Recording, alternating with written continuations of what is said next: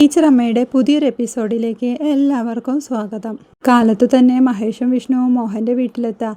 വരുന്നത് കണ്ട് മോഹൻ തന്റെ തമിഴത്തി ഭാര്യയെ റൂമിനകത്തേക്ക് പറഞ്ഞു വിടുന്നുണ്ട്. വിഷ്ണു ചെന്ന് വാതിലിൽ മുട്ടി, ഇവിടെ ആരുമില്ലേ മിസ്റ്റർ മോഹൻ എന്നൊക്കെ വിളിക്കുക.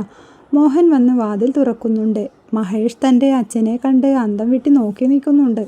ആരുടെയും മുഖത്തു നോക്കാതെ നിൽക്കുന്ന മോഹനോട് വിഷ്ണു, എന്നെ മനസ്സിലാവാൻ വഴിയില്ല, ഞാൻ വിഷ്ണുനാഥ്, സർക്കിൾ ഇൻസ്പെക്ടറാണ്, സരസ്വതി ടീച്ചറുടെ മരുമകൻ എന്ന് പറയുമ്പോൾ, അറിയാം, ബുദ്ധിമുട്ടില്ലെങ്കിൽ നമുക്കങ്ങോട്ട് മാറി നിന്ന് സംസാരിക്കാമെന്ന് മോഹൻ പറയുമ്പോൾ അവർ മുറ്റത്തേക്ക് മാറി നിൽക്കുക. സരസ്വതി ടീച്ചറെ കുറച്ചു ദിവസമായിട്ട് കാണാനില്ല, കന്യാകുമാരിയിൽ വെച്ചാണ് മിസ്സാവുന്നത്.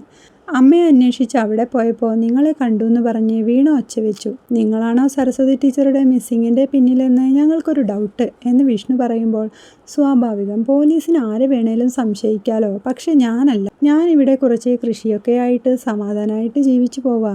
നാട്ടിൽ നിന്ന് വന്നിട്ട് തന്നെ 10-25 കൊല്ലമായി. കുറച്ച് നാൾ നിലമ്പൂരുണ്ടായിരുന്നു, അവിടെ നിന്ന് ഇങ്ങോട്ട് പോന്നു. കേരളത്തിലേക്ക് വന്നിട്ടിപ്പോൾ എത്രയോ കൊല്ലമായി എന്നറിയോ എന്ന് മോഹൻ പറയുമ്പോൾ, കന്യാകുമാരിയിൽ വീണ കണ്ടത് നിങ്ങളെ അല്ലേ എന്ന് വിഷ്ണു ചോദിക്കുന്നുണ്ട്. എന്നെ എങ്ങനെ കാണാനാ, ഞാനിവിടുന്ന് പുറത്ത് പോവാറേ ഇല്ല. ഇവിടെ ആരുണ്ട് എന്ന് വിഷ്ണു ചോദിക്കുമ്പോൾ, ഞാനും എൻ്റെ ഭാര്യയും മക്കളൊക്കെ. അവർ ചെന്നൈയിലാ, വെക്കേഷന് മാത്രമേ വരാറുള്ളൂ. എന്താ ഭാര്യയുടെ പേര്? വൈജയന്തി. നിങ്ങളൊരു മാലതിയല്ലേ നിലമ്പൂരിൽ നിന്ന് വിവാഹം ചെയ്തത്? അവരെവിടെ? അവർ മരണപ്പെട്ടു. അതൊരു സ്വാഭാവിക മരണമല്ലായിരുന്നെന്ന് വിഷ്ണു പറയുമ്പോൾ, സാർ, എനിക്ക് ഇളയ മകളായ ശേഷം ഫാമിലി ഇഷ്യൂസ് കാരണം ഫാമിലി വിടേണ്ടി വന്നു. അതുകൊണ്ട് അവിടെ നിന്ന് പോരേണ്ടിയും വന്നു.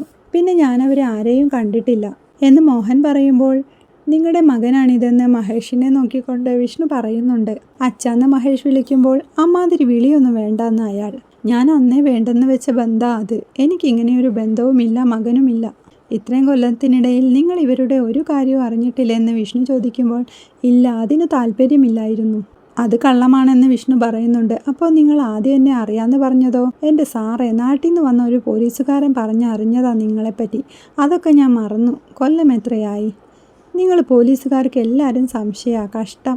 എനിക്ക് നാടുമായിട്ടോ അവിടുത്തെ ആൾക്കാരുമായിട്ടോ അവിടെ വിട്ട ശേഷം ഒരു ബന്ധവുമില്ല. സാറിന് വേണമെങ്കിൽ മാത്രം എന്നെ വിശ്വസിക്കാം എന്ന് മോഹൻ പറയുമ്പോൾ, സരസ്വതി ടീച്ചറെ കണ്ടെത്താനുള്ള എന്തോ ഒരു ക്ലൂ നിങ്ങൾക്ക് അറിയാമല്ലേ എന്ന് വിഷ്ണു ചോദിക്കുക. സാറിൻ്റെ ഈ പോലീസ് തന്ത്രം കൊണ്ട് ഒരു കാര്യവുമില്ല. എനിക്കിതിനെക്കുറിച്ച് ഒന്നും അറിയില്ല. പിന്നെ ഞാനെന്ത് പറയാനാ എന്ന് മോഹൻ പറയുക. ഇവിടുത്തെ യാത്രയൊക്കെ എങ്ങനെയാണെന്ന് വിഷ്ണു ചോദിക്കുമ്പോൾ, വലിയ യാത്രയൊന്നുമില്ല, അങ്ങോട്ടും ഇങ്ങോട്ടും പോകാനൊരു ജീപ്പുണ്ട്, അത്ര തന്നെ.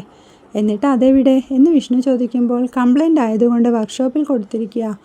അപ്പോൾ ആ ജീപ്പ് അവിടെ തന്നെ നിർത്തിയിട്ടത് കാണിക്കുന്നുണ്ട്. ഇത്ര ദൂരെ നിന്ന് മോനും മരുമോനും വരുമ്പോൾ ഒരു ചായയൊക്കെ ആവാം എന്ന് വിഷ്ണു പറയുമ്പോൾ, അങ്ങനത്തെ മര്യാദയോ ബന്ധങ്ങളോ ഒന്നും എനിക്കില്ല. ശരി, ഞാൻ ഇറങ്ങാം. അളിയ വാന്ന് പറഞ്ഞ് വിഷ്ണു പോവുക. മഹേഷ് മെല്ലെ നടന്ന് മോഹൻ്റെ അടുത്ത് വന്ന് അച്ഛനെ നോക്കുന്നുണ്ട്. തിരിച്ചയാളും ദേഷ്യത്തോടെ അവനെ നോക്കുമ്പോൾ അവൻ അവിടെ നിന്ന് പോവുക. തിരിച്ചവർ നാട്ടിലേക്ക് കാറിൽ വരുന്നതാണ് പിന്നീട് കാണിക്കുന്നത്. അയാളിൽ നിന്നും നമുക്കൊന്നും കിട്ടില്ല. നമ്മൾ എത്ര ചോദിച്ചാലും അയാൾ സംസാരിച്ച് നിൽക്കാൻ അറിയാം എന്ന് വിഷ്ണു പറയുമ്പോൾ, നമ്മളോട് ഒട്ടും അറ്റാച്ച്ഡ് ആയിട്ടുള്ള ആളല്ല പുള്ളി. വന്ന് കാണേണ്ടിയിരുന്നില്ലെന്നാണ് തോന്നുന്നതെന്ന് മഹേഷ് പറയുക. എന്തെങ്കിലും അറ്റാച്ച്മെൻ്റ് ഉണ്ടെങ്കിൽ അയാൾ നിങ്ങളെ കാണാൻ ശ്രമിച്ചേനെ. അതുകൊണ്ട് തന്നെ അയാൾക്കറിയില്ല എന്ന് പറഞ്ഞത് നമുക്ക് വിശ്വസിക്കാം. വല്യമ്മയെ വിളിച്ച് പറഞ്ഞേക്കെന്ന് വിഷ്ണു പറയുമ്പോൾ, മഹേഷ് വല്യമ്മയെ വിളിക്കുന്നുണ്ട്. ഞങ്ങളിപ്പോൾ ആളെ കണ്ട് തിരിച്ചിറങ്ങി. അവിടം വിട്ട ശേഷം നമ്മുടെ കാര്യങ്ങളൊന്നും അറിയില്ല. ആള് നമ്മളെയൊക്കെ പണ്ടേ കളഞ്ഞതാ, അതാ സംസാരത്തിൽ നിന്ന് മനസ്സിലായി. ആളിവിടുന്ന് കന്യാകുമാരിയിലെത്തിയെന്ന് പറഞ്ഞാൽ ഒക്കൊന്നും കാര്യമല്ല, വീണയ്ക്ക് വെറുതെ തോന്നിയതായിരിക്കും എന്ന് മഹേഷ് പറയുമ്പോൾ, അവൻ അങ്ങനെ പറയൂ, അവൻ നിങ്ങൾ വിചാരിക്കുന്ന ആളല്ല എന്ന് വല്യമ്മ പറയുന്നുണ്ട്. ഞങ്ങളിപ്പോൾ അവിടെ നിന്ന് സംസാരിച്ചിറങ്ങിയതല്ലേ, പുള്ളിയെ വിട്ടേക്ക്, ഒരു കാര്യമില്ലെന്ന് പറഞ്ഞ് മഹേഷ് ഫോൺ വയ്ക്കുക. സരസ്വതിയുടെ കാര്യം അവൻ അറിയില്ലെന്നാ മഹേഷ് പറഞ്ഞതെന്ന് വീണയോട് വല്യമ്മ പറയുന്നുണ്ട്. അവൻ അവിടുന്ന് ഒരിടത്തോട്ടും പോവാറില്ലെന്ന്. ആണോ?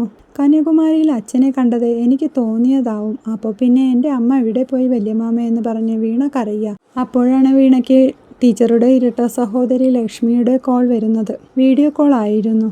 ബെഡിൽ ലക്ഷ്മി പുതച്ചു കിടക്കുന്നത് കണ്ട് എന്ത് പറ്റിയെന്ന് വീണ ചോദിക്കുന്നുണ്ട്. സൺഡേ പ്രഷർ ഷൂട്ടപ്പായി വീണു. ഞാനിവിടെ ഒറ്റയ്ക്കായി. Henry official ടൂറിലാണ്. എന്നെ വിളിച്ചിട്ട് കിട്ടാഞ്ഞ് ഹെൻറിയുടെ സിസ്റ്റർ കാതറിൻ അപ്പാർട്ട്മെൻറ്റിൽ വന്നു.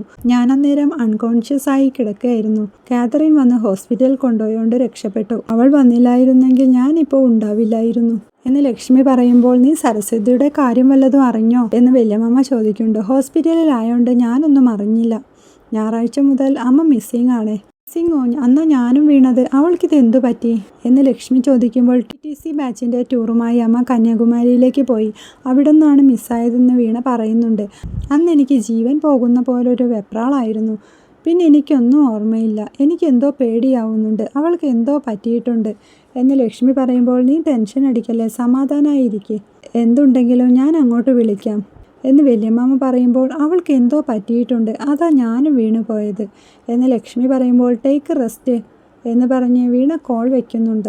എൻ്റെ ഗുരുവായൂരപ്പ, എന്തൊക്കെയാ സംഭവിക്കുന്നത്, ഞങ്ങളെ പരീക്ഷിക്കല്ലേ കണ്ണാ എന്ന് പറഞ്ഞ് കരയുന്ന വീണയെ ആശ്വസിപ്പിക്കുന്നുണ്ട് വല്യമ്മാമ.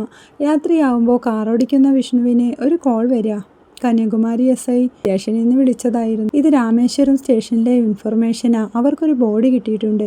ഫീച്ചേഴ്സ് നിങ്ങളുടെ അമ്മയുടെ പോലെയുണ്ട്, വേഗം വന്ന് ബോഡി ഐഡൻറ്റിഫൈ ചെയ്യണം. രാമേശ്വരത്തെ ഗവൺമെൻറ് ഹോസ്പിറ്റലിലെ മോർച്ചറിയിൽ ബോഡിയുണ്ട്. ഓക്കെ എന്ന് പറഞ്ഞ് അയാൾ കോൾ വയ്ക്കുക. വിഷ്ണു ഈ കാര്യം മഹേഷിനോട് പറയുന്നുണ്ട്. വീട്ടിൽ പറയണ്ടേന്ന് മഹേഷ് ചോദിക്കുമ്പോൾ കൺഫേം ആയവാണെങ്കിൽ വിളിച്ചാൽ മതി, വെറുതെ അവരെ കൂടി ടെൻഷൻ ആക്കണ്ട എന്ന് പറഞ്ഞ് വിഷ്ണു കാറെടുക്കുക. പിന്നീട് കാണിക്കുന്നത് അവർ മോർച്ചറിയിൽ ബോഡി ഐഡൻറ്റിഫൈ ചെയ്യാൻ പോകുന്നതാ. കരഞ്ഞുകൊണ്ടിരിക്കുന്ന മഹേഷിനെ വിഷ്ണു പിടിച്ചോണ്ടാണ് മോർച്ചറിയിലേക്ക് പോകുന്നത്. അവരെ ബോഡി കാണിക്കുമ്പോൾ അത് കണ്ട് മഹേഷ് ആർത്ത് വിളിച്ച് കരയുക. വിഷ്ണു അവനെ പിടിച്ചോണ്ട് പോകുന്നുണ്ട്. കരഞ്ഞുകൊണ്ട് നിലത്തിരിക്കുന്ന മഹേഷിനെ വിഷ്ണു ആശ്വസിപ്പിക്കുക. ടീച്ചറമ്മ അവന് ഉണ്ണിയപ്പം ഉണ്ടാക്കി കൊടുക്കുന്നതൊക്കെ അവൻ ഓർക്കുക. വിഷ്ണു കന്യാകുമാരി SIയെ വിളിച്ച് സാറിടപെട്ട് പ്രൊസീജിയറൊക്കെ വേഗത്തിലാക്കണമെന്ന് പറയുന്നുണ്ട്. പിന്നീട് വിഷ്ണു വല്യമാമയെ വിളിച്ച് കാര്യം പറയുക. അവൾ പോയല്ലേ എന്ന് പറഞ്ഞ് വല്യമാമ കരയുക. ഇത് കേട്ട് വിഷ്ണുവും കരയുക.